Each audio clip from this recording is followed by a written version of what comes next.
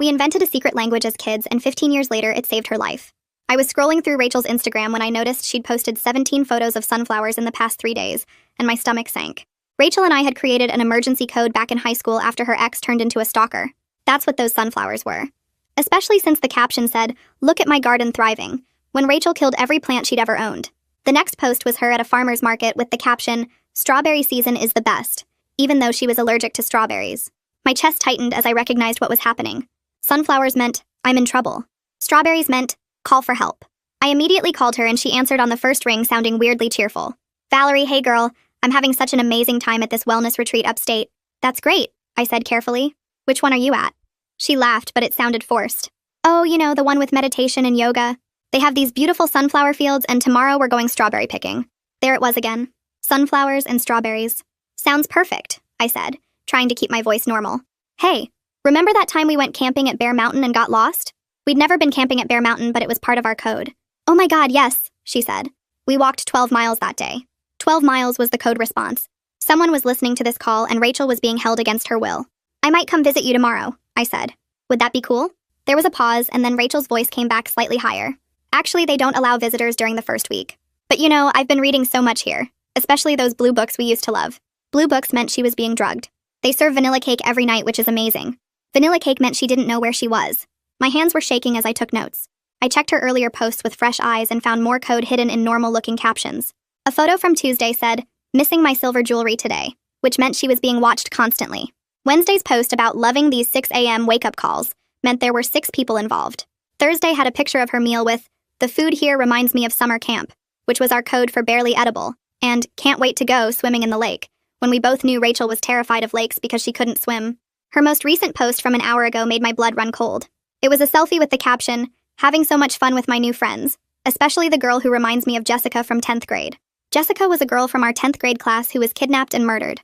I drove to Rachel's apartment and found her laptop still open on her bed, showing a website for Life Renewal Institute that looked professional, but had only been created 2 weeks ago according to the page source. Her search history showed she'd been researching someone named Dr. Desmond before the website appeared. I Googled him and found old news articles about a psychiatrist who'd lost his license for experimenting on patients without consent. He'd disappeared 5 years ago. The website had testimonials from dozens of women, all around our age, all talking about finding themselves at this retreat. But when I looked closer at their photos, they all had the same glassy expression, and their testimonials used identical phrases. I was about to call the police when Rachel posted again. This time it was a group photo with 12 other women, all in white clothes, all smiling. The caption read, "Beach day with the girls. We collected 13 shells and saw a dolphin." There were no beaches anywhere near upstate New York. 13 shells was our code for immediate danger, and dolphin meant someone had died. I zoomed in on the photo and counted the women. There were 13 in the photo, but Rachel said, "with the girls," like she wasn't counting herself, which meant one of these women was already dead. I tried calling Rachel again with my hands shaking, but it went straight to voicemail. I called 911, but as I was explaining the situation, another Instagram post appeared on Rachel's account. It was a video of her smiling and waving at the camera. "Hey everyone, just wanted to let you know I've decided to extend my stay here indefinitely. This place has changed my life and I'm going to help them expand to new locations. Valerie, I especially think you'd love it here. Check your mailbox tomorrow for a special invitation." My blood went cold because Rachel was blinking in a pattern in the video, another one of our codes, and she was spelling out letters with her blinks. DONTCOMEALONE. I grabbed my phone and started taking screenshots of everything, my fingers moving fast across the screen as I captured the video, the caption, every comment. I created a new folder on my laptop and labeled it with today's date, then started dumping all the screenshots inside while my brain shifted into the organized mode I used for journalism projects back in college. My hands were still shaking, but at least now I had something to do, some way to fight back against the fear that wanted to freeze me in place. I went back through every single one of Rachel's posts from the past week, and took screenshots of those too, making sure I had copies of everything before it could disappear. At 2 a.m., I called Suresh because he was the only person I knew who understood online investigation stuff, and wouldn't think I was crazy for calling in the middle of the night. He picked up on the third ring sounding groggy but alert. I didn't even say hello, just started talking fast about Rachel and the codes and the video with the blink pattern. He didn't interrupt once, just listened to everything I said, and when I finally stopped to breathe, he told me to send him every screenshot I had while he booted up his computer. I could hear him moving around, the sound of a chair scraping across the floor, and I felt a tiny bit less alone knowing someone else was awake and helping. Suresh walked me through backing up Rachel's entire Instagram account using some archiving tool I'd never heard of before. We created a shared encrypted folder in the cloud, and he started pulling metadata from her posts, while I made a timeline of every coded message I'd found. He explained what he was doing as he worked, talking about IP addresses and location data and EXIF information from the photos. I didn't understand most of it, but I wrote down everything he said anyway. He kept saying we needed to document everything before anything could be deleted, and his calm voice helped me focus, even though my stomach was twisted in knots. At 6 a.m., I was still awake, sitting at my kitchen table and staring at the physical invitation that had arrived in my mailbox sometime yesterday. It was a cream-colored card with embossed sunflowers on the front, and an address for a complimentary wellness consultation printed in fancy script. The fact that they knew where I lived made me want to throw up.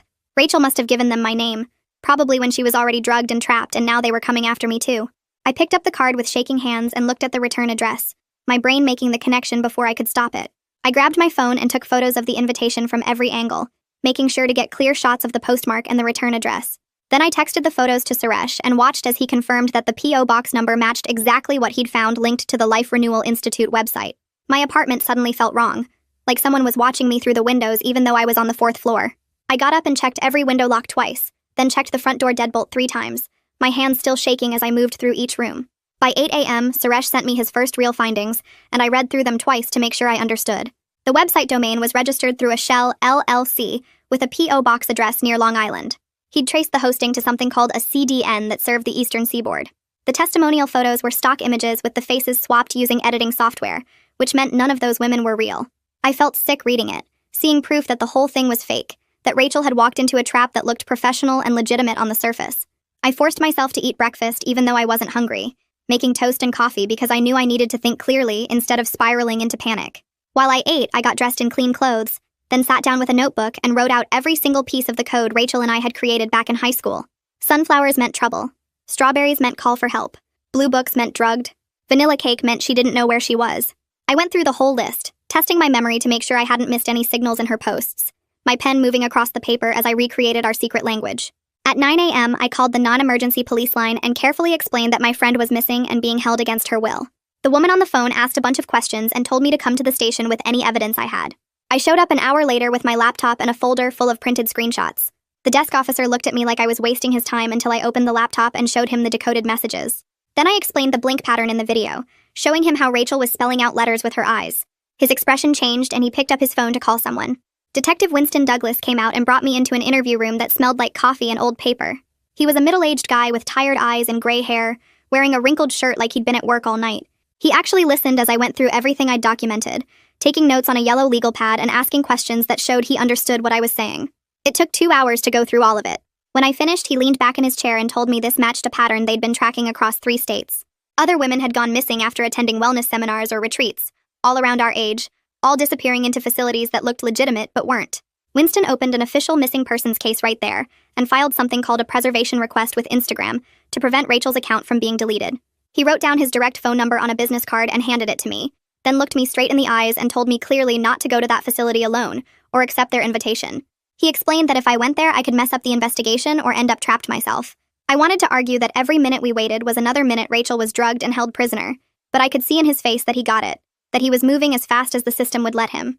I walked out of the station 20 minutes later with a case number written on the back of Winston's card, and my phone already buzzing with a text from Suresh saying he'd found 2 more P.O. boxes registered to the same Shell LLC, one in Connecticut and one in New Jersey. The information made my chest tight because it meant this operation was way bigger than just Rachel, but at least we were building a real case now instead of me just panicking alone in my apartment. I drove home going 5 miles over the speed limit the whole way, my hands gripping the steering wheel too hard while I tried to focus on what I could actually do to help, instead of imagining what Rachel was going through right now.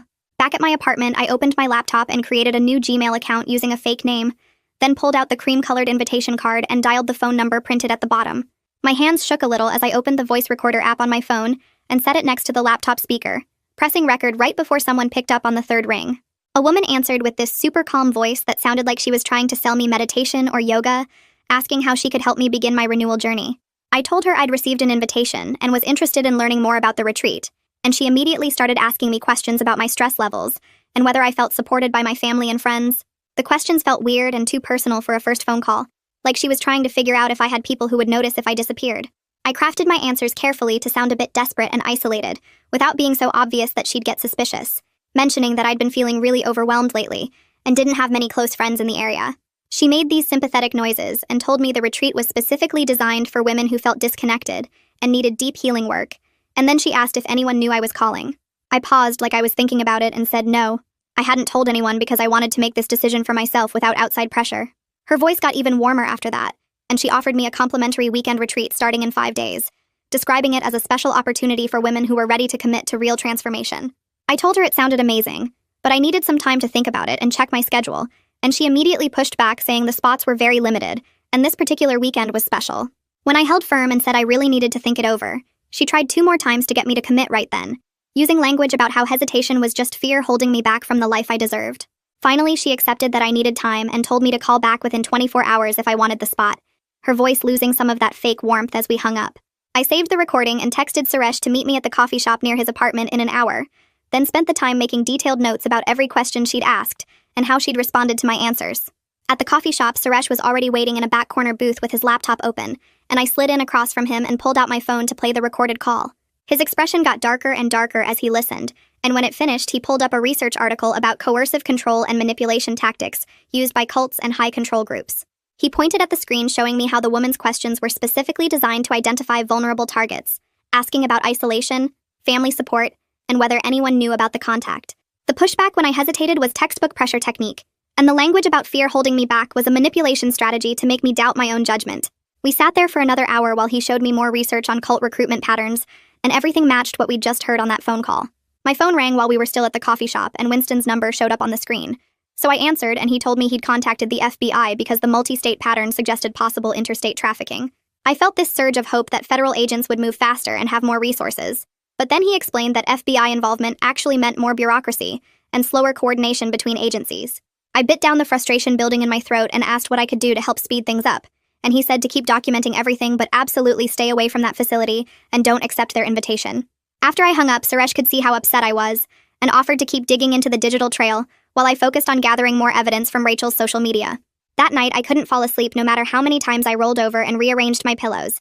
So at 1 a.m., I gave up and opened Rachel's Instagram on my laptop to scroll back through 6 months of posts. I was looking for earlier warning signs I might have missed, any hints that something was wrong before the obvious coded messages started appearing. Around 2 a.m., I found a subtle shift in her posting patterns that started about 8 weeks ago, right after a post where she mentioned attending a free stress management seminar near her gym. Before that seminar, her posts were normal, random photos of her life and meals and friends, but after it, her captions started getting slightly different, more focused on self-improvement and wellness, and finding her authentic self. The change was gradual enough that I hadn't noticed it happening in real time, but looking back through all the posts in sequence, it was obvious something had shifted. My phone lit up with a text from Suresh at midnight saying he'd found something big, and when I called him back, he explained that the P.O. box near Long Island was receiving weekly shipments from a medical supply company. He'd cross-referenced the company name with state licensing databases, and discovered they supplied sedatives and psychiatric medications to licensed medical facilities, which meant someone was ordering controlled substances and having them delivered to that P.O. box. The next morning, I made coffee and opened my laptop to do a reverse image search on the group photo Rachel had posted, the one with all the women in white clothes. I uploaded the image and waited while the search engine processed it, my coffee getting cold in my hand as results started populating the screen. 2 of the women in that photo appeared in missing persons databases, one from Virginia and one from Pennsylvania. Both reported missing within the last 4 months after telling family they were attending wellness retreats. My hands were shaking so badly I almost dropped my phone as I screenshot the missing persons reports and sent them to Winston with a message explaining what I'd found. He called me back 50 minutes later, sounding way more urgent than before, telling me he was escalating the case and bringing in a task force to coordinate with the other jurisdictions. But then he said I needed to not make any more contact with the facility until they could get surveillance authorization from a judge, which could take several more days. I agreed because I knew arguing wouldn't help, but I felt physically sick knowing Rachel was drugged and watched while we waited for paperwork to get approved. I spent the afternoon on Facebook searching for the families of the 2 women I'd identified from the photo, finding their pages and crafting careful messages, asking if they'd heard from their daughters recently and mentioning I might have information. One of the mothers responded within minutes, her message desperate and asking me to please tell her anything I knew about where her daughter might be. I called her within 5 minutes and she picked up before the first ring finished. Her voice cracked as she said hello, and I could hear she'd been crying for hours. I explained who I was and how I found her daughter in the photo Rachel posted, describing the Instagram codes and what they meant. She started sobbing so hard I could barely understand her words. Something about police saying her daughter went voluntarily, and they couldn't do anything about an adult choosing to attend a retreat. I asked if her daughter had ever mentioned anything about stress management seminars or wellness programs before she disappeared, and the mother said yes. About 4 months ago, she went to a free seminar at a community center.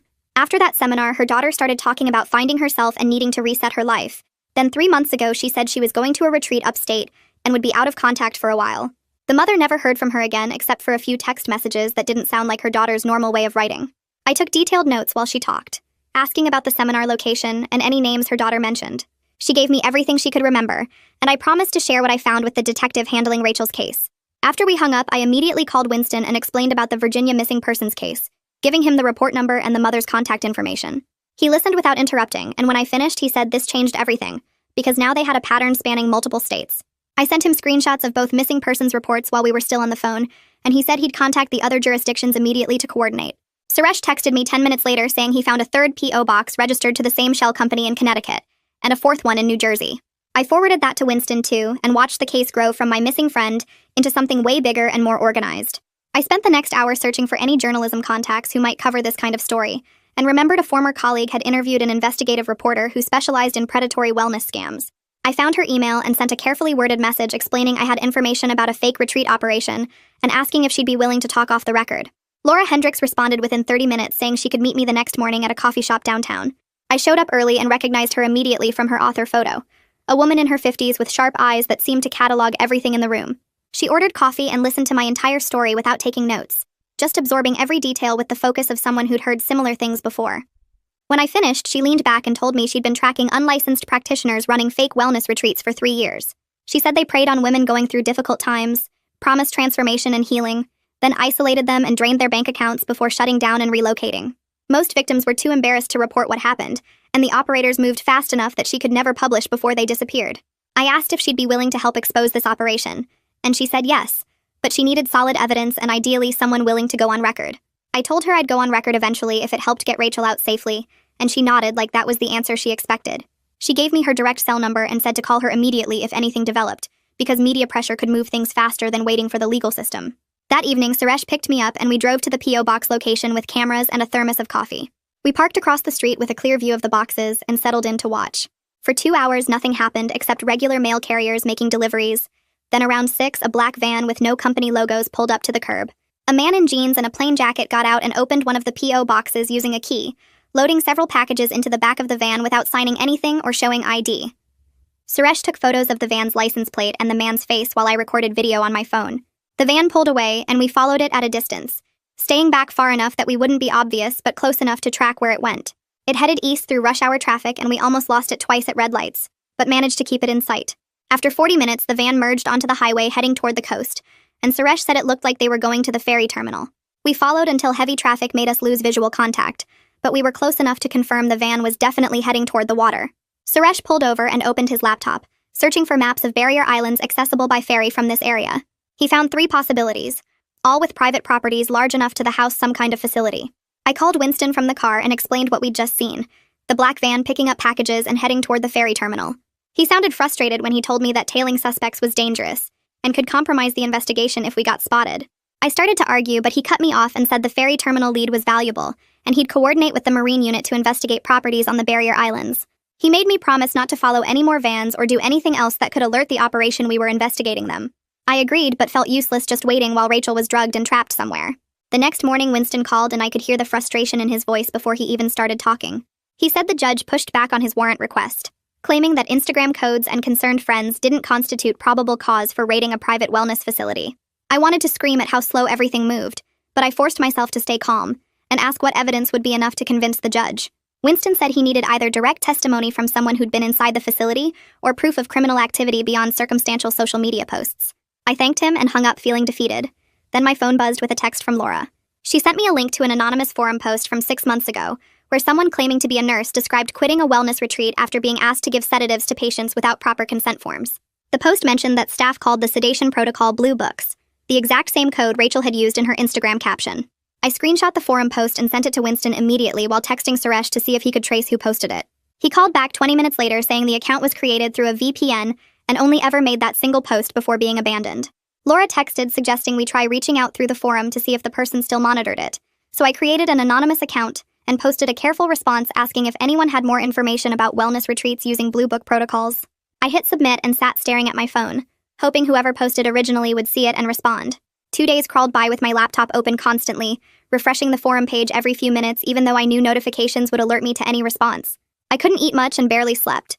Just kept checking Rachel's Instagram for new posts while running through worst-case scenarios in my head. Suresh texted me updates about his continued research into the shell companies, but we weren't finding anything new without more inside information. On the third morning, my anonymous forum account showed a private message notification, and my hands shook so hard I almost dropped my phone. The message was short and careful, saying the sender's name was Reina, and she might have information about the place I was asking about, but she would only meet in person at a public location. She suggested a diner 2 hours north and made it clear I had to come alone because she was taking a big risk even talking to me. I screenshot the message immediately and called Winston, explaining about the forum post and this woman reaching out. He listened without interrupting, and then told me firmly that if I was going to meet this person, he wanted plainclothes officers positioned nearby in case it was a trap or the situation went bad.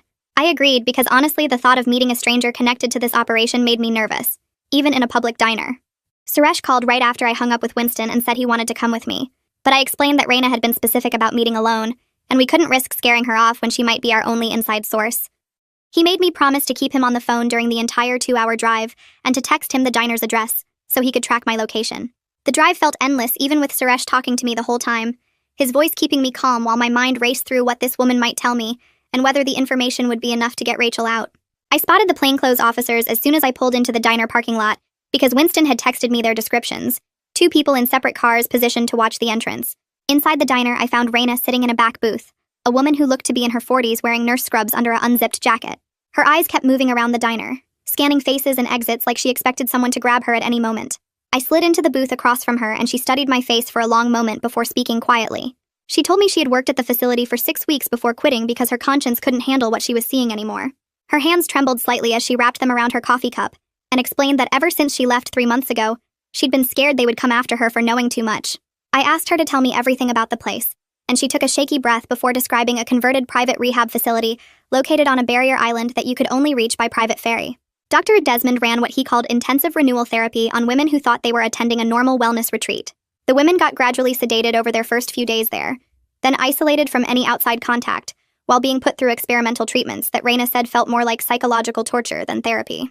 She grabbed a napkin from the dispenser and started sketching a rough layout of the facility, marking where the women's rooms were located, where medications got stored in a locked cabinet, and where security watched camera feeds from a central monitoring station. Reina mentioned that renewal weekends happened twice a month when new women arrived by ferry, and others supposedly got released, though she suspected some women never actually left the island. Her pen paused over the napkin and she added one more detail that made my stomach turn, telling me the facility had an industrial incinerator that was officially for medical waste disposal. She had seen them burning what looked like personal belongings and documents one night when she worked a late shift, not medical waste at all. I kept my voice steady even though I felt sick, and asked her about the security patterns and how many staff members worked there at any given time. Reina said there were usually 6 people on site including Dr. Desmond himself, with 2 security guards who rotated through 12-hour shifts and 3 medical assistants who handled the daily sedation protocols and basic patient care. She described the security as serious but not like military level, mostly depending on the island's isolation, and keeping the women too drugged to think clearly enough to plan any kind of escape. I pulled out my phone and asked if I could record what she was telling me, and she hesitated before nodding and giving permission. She talked for another 20 minutes about specific details of how the facility operated, the fake intake paperwork they used, and the supply chain for medications. Before she stood to leave, she made me promise that if she gave a formal statement to the police, they would guarantee her some kind of protection from retaliation, because she was genuinely scared of what Dr. Desmond might do to someone who exposed his operation. Then she leaned across the table and warned me in an urgent whisper that Dr. Desmond had been talking about shutting down this location soon because he was getting worried about too much exposure, which meant Rachel and the other women might get moved somewhere else or worse. I waited until Reina left the diner before rushing out to the parking lot and calling Winston immediately, my words tumbling over each other as I explained what I'd just learned. He told me to stay put and that he was driving out to meet Reina himself, bringing a victim advocate and a prosecutor who could discuss possible immunity deals to make her comfortable giving an official statement. I gave him Reina's phone number from our message exchange and watched from my car as she pulled back into the parking lot 30 minutes later when Winston arrived. They talked in his vehicle for over 3 hours while I sat in the diner drinking coffee and trying not to think about Rachel being drugged and trapped on that island. When Winston finally came inside to find me, his expression was grim but determined. He said that Reina's testimony combined with all the missing persons cases we had connected gave him enough evidence for a warrant, but the judge wanted to review everything carefully before signing off on raiding a private medical facility. He estimated it would take 48 hours before they could actually move on the place, and I felt panic rising in my chest, because Reina had specifically said the next renewal weekend was in 2 days. That night, I sat at my laptop filing a formal complaint with the state medical board against Dr. Desmond, typing his real name along with the 3 aliases Reina had provided. I attached every piece of evidence we'd collected, the screenshots from Rachel's Instagram, the shell company documents Suresh had found, and Raina's written statement about the experimental treatments. The online form took me an hour to complete because I kept stopping to add more details, knowing this wouldn't result in any immediate action, but it would create an official paper trail. If Dr. Desmond tried to relocate and start over somewhere else, this complaint would follow him and make it harder for him to get any kind of medical credentials. I hit submit at 11:47 p.m. and watched the confirmation screen load, feeling like I'd done something concrete even though I knew bureaucratic processes moved slowly. My phone rang at 2 a.m. and I grabbed it off my nightstand, seeing Suresh's name on the screen. He sounded wired on coffee and adrenaline as he explained he'd been analyzing the video metadata from Rachel's Instagram post for the past 6 hours. The CDN signal data showed the upload had bounced through a cell tower that only served one barrier island off the coast, and when he cross-referenced that location with property records, he found a defunct rehab facility.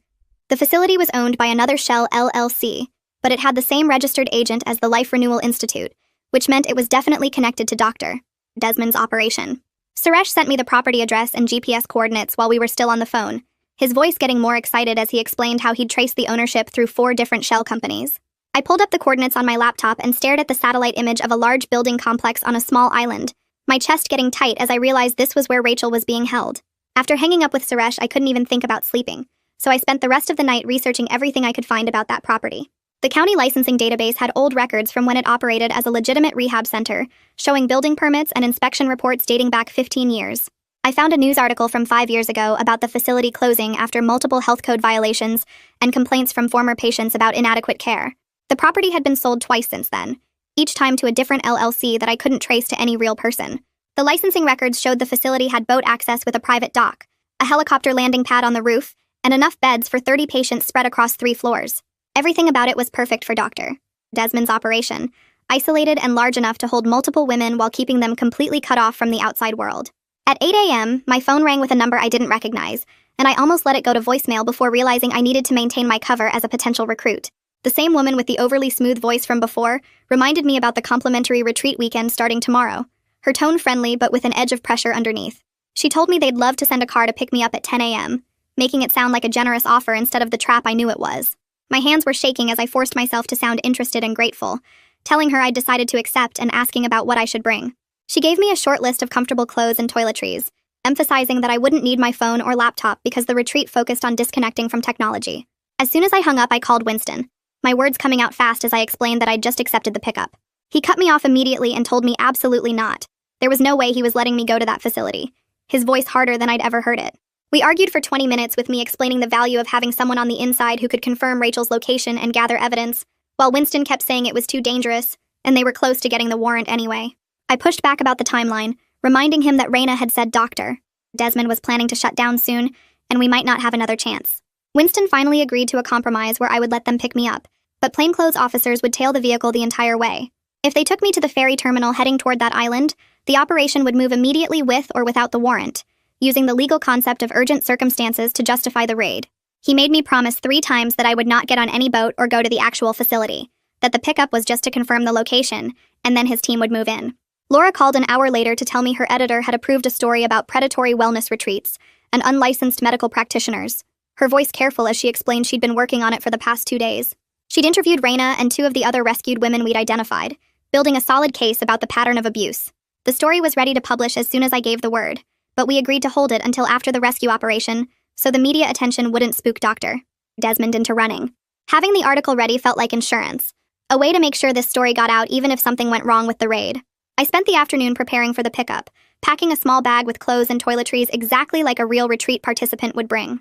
Suresh came over and helped me hide a backup phone in a secret pocket he'd sewn into the lining of my jacket, the device so small it was barely noticeable. He programmed it with emergency contacts and made me practice sending the coded text messages we'd agreed on, where different phrases would signal different levels of danger. Every 2 hours, I was supposed to text him a simple weather update, and if I missed a check-in or sent our panic code phrase, he would alert Winston immediately. Winston and 3 other officers came to my apartment at 6 p.m. to brief me on what to expect and what to do if things went wrong. They gave me a panic button device that looked exactly like a lipstick tube, showing me how to twist the bottom 3 times to activate a silent GPS alert that would bring the entire tactical team to my location. Winston made me repeat the safety protocols 3 times, walking through each scenario of what could happen and how I should respond. He told me that if I felt unsafe at any point, even just a bad feeling, I should activate the panic button and they would come in immediately, regardless of the warrant status or the plan. The way he looked at me when he said it made me realize how worried he actually was, but he wasn't going to stop me because he knew we needed this confirmation. That evening, I was checking my phone every few minutes when Rachel posted a new photo to Instagram. A sunset view from a window with the caption saying she couldn't wait for renewal weekend tomorrow, and everything was about to change. I zoomed in on the image immediately, my eyes scanning every detail until I spotted her reflection in the glass. She was holding up 2 fingers in what most people would think was a peace sign, but I recognized it instantly as our code for the second floor. Her hand was positioned on the right side of the reflection, which meant east side of the building. I screenshot the photo and sent it to Winston along with Raina's layout sketch, my message explaining that Rachel had just confirmed her exact location in the facility. Winston texted back within seconds saying they had the information, and the tactical team was positioned on the mainland, ready to move as soon as I confirmed the ferry route. I stared at Rachel's reflection in that window for a long time, seeing how thin her face looked and the tired expression in her eyes even in the small image. Tomorrow morning, I would get in that car and let them take me toward the island, trusting that Winston's team would follow, and that our childhood code system would be enough to get us both out alive. I screenshot Rachel's reflection in that window photo and send it straight to Winston with Raina's layout sketch attached, typing out that Rachel just confirmed second floor east wing. His reply comes back in under a minute saying the tactical team is already positioned on the mainland and the Marine unit has boats ready to move the second. I confirm I'm at the facility. I stare at my phone screen reading his message 3 times, feeling the reality settle in that tomorrow I'm actually doing this.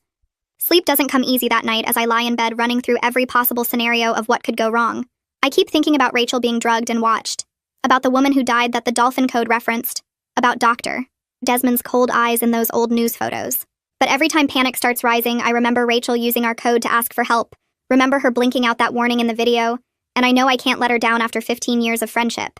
At 6 a.m., I'm already dressed in comfortable clothes that look like something a stressed woman would wear to a wellness retreat, my small bag packed with toiletries and a change of clothes. I'm double-checking that the backup phone is hidden properly in the jacket lining when I see a black sedan pull up outside my building through the window. It's the same type of vehicle Suresh and I saw at the P.O. box. Dark windows and no company markings. My hands shake as I grab my bag and head downstairs, texting Suresh that the pickup just arrived. The driver is a woman who looks about 50 wearing yoga pants and a flowing top, her smile bright and welcoming as she opens the back door for me.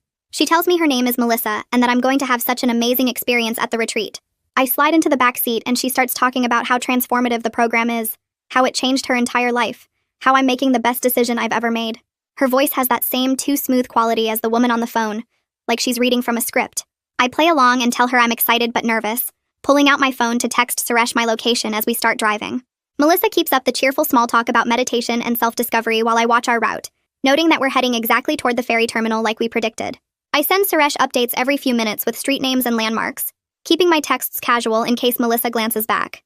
Winston sends me a message saying they have visual confirmation on the sedan and the team is moving into position. He tells me to stay calm and just follow whatever normal process they have unless I feel threatened. The ferry terminal comes into view and Melissa parks in a lot reserved for retreat transport vehicles.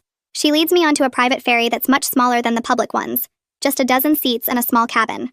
The 40-minute ride feels longer as the boat rocks through choppy water, and I force myself to memorize everything I can see. The island comes into view gradually, mostly tree covered with one large building visible near the shore. It looks like an old mansion that's been renovated, exactly matching the converted rehab facility Suresh found in the property records. I study the exterior layout, counting windows and noting the dock setup, the walking paths, the security cameras mounted on the corners. We dock at a private pier where 2 staff members are waiting, both wearing white linen clothes and those same serene expressions Raina described. They greet me warmly, and one of them asks for my phone and bag for safekeeping during my digital detox. I expected this, but still feel exposed and vulnerable as I hand over my regular phone, grateful the backup is hidden in my jacket. They lead me up a stone path toward the mansion and I count my steps, noting the distance from the dock to the building entrance. Inside the foyer is decorated in calming neutrals with soft music playing, and they bring me to a small consultation room with comfortable chairs and a water feature. Dr. Desmond walks in and I recognize him immediately from the old news photos, though he's thinner now and his hair is completely gray. He's wearing casual, expensive clothes and his smile is warm, but his eyes are cold and calculating as he looks at me. He sits across from me and asks gentle questions about my stress levels, my family relationships, whether I have close friends who know I'm here. I answer carefully, playing the role of desperate woman seeking help while scanning the room for cameras and exits. I spot 2 cameras in the corners and note that the door locks from the outside. Dr. Desmond nods along to my answers and tells me I'm clearly carrying a lot of tension that their program can help release. After about 20 minutes, he tells me I'm an excellent candidate for their intensive program, and he's excited to begin my renewal journey. A staff member brings in a cup of tea on a small tray, setting it in front of me with an encouraging smile. I lift the cup and smell it, detecting the bitter chemical scent underneath the chamomile that Raina warned me about. I pretend to take a sip while actually letting most of it spill onto the potted plant next to my chair, then fake a drowsy expression and tell Dr. Desmond the tea is helping me relax already. He looks pleased and tells the staff member to show me to my room so I can rest before dinner. They lead me up a staircase to the second floor and turn right into the east wing, exactly where Rachel indicated in her photo. I count the doors as we pass and spot Rachel 3 doors down being escorted by another staff member toward what they're calling a renewal session. She looks so thin and tired, her skin pale and her movements slow like she's heavily sedated.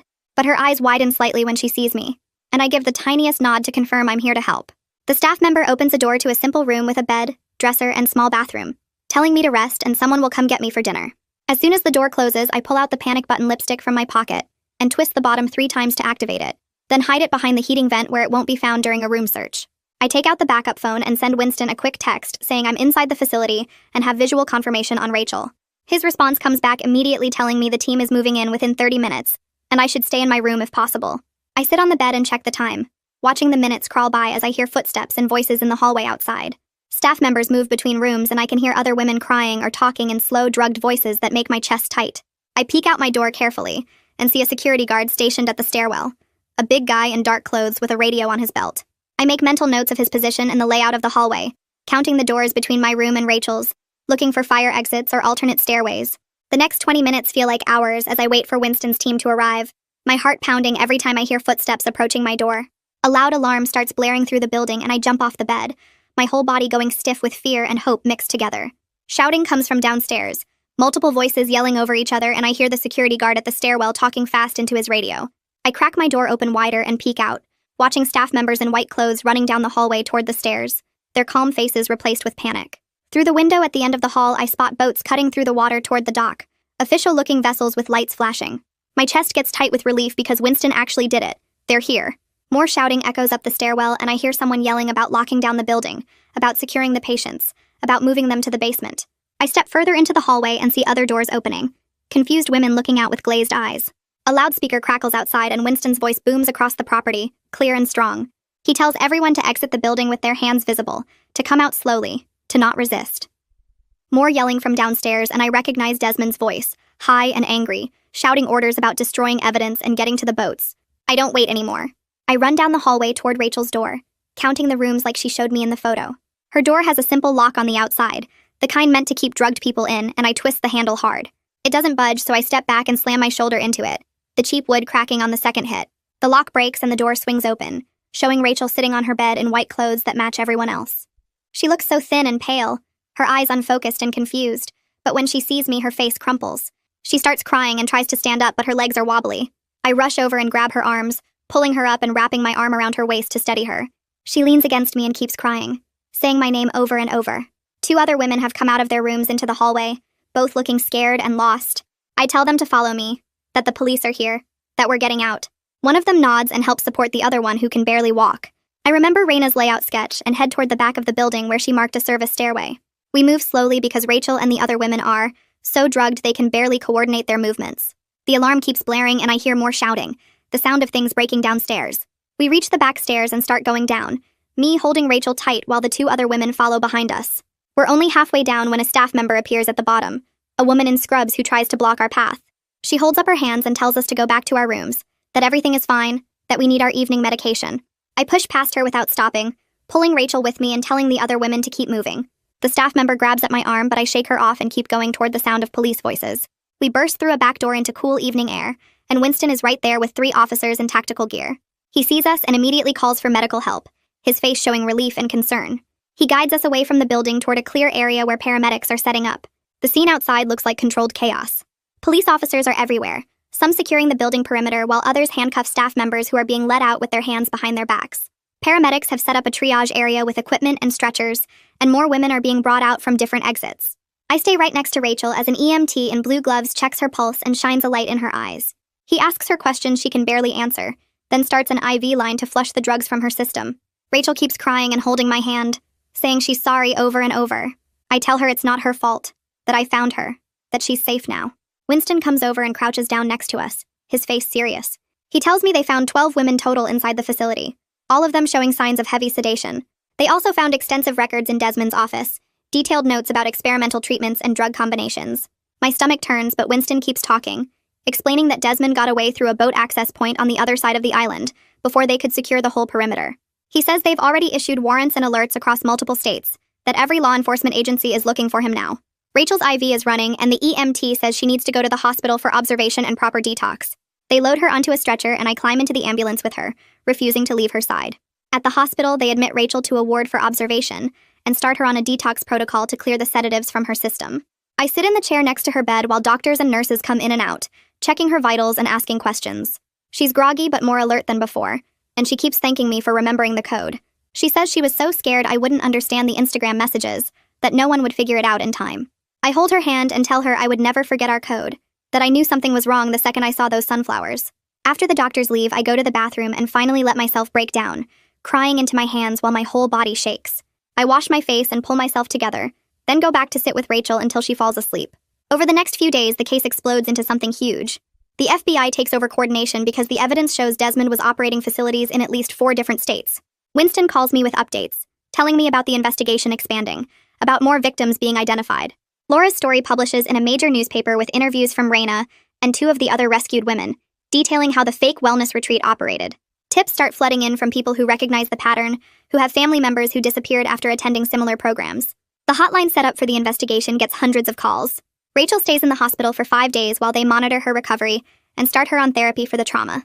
I visit every day, bringing her real food and sitting with her through the bad moments. 2 weeks later, Rachel is staying at my apartment because she can't go back to her place yet, can't handle being alone. She's getting stronger every day, going to therapy 3 times a week and slowly starting to feel like herself again. We've created new emergency codes that don't rely on social media because she can't look at Instagram without having panic attacks. Winston calls one afternoon to give us an update. They've arrested 4 staff members who worked at the facility and shut down 2 other locations connected to Desmond's network. Desmond himself is still out there somewhere, but Winston says they're confident they'll find him eventually. Rachel and I are planning a real vacation once she's strong enough to travel. Somewhere with beaches and sunshine, no wellness retreats or meditation or sunflowers. Just the 2 of us rebuilding the trust and friendship that saved her life, proving that the secret language we invented as kids 15 years ago was worth remembering. And that is the takeaway from this one. I try to make sure there is always something useful tucked inside the story. If even one small thing stood out to you, I am happy. Subscribe so you do not miss the next one.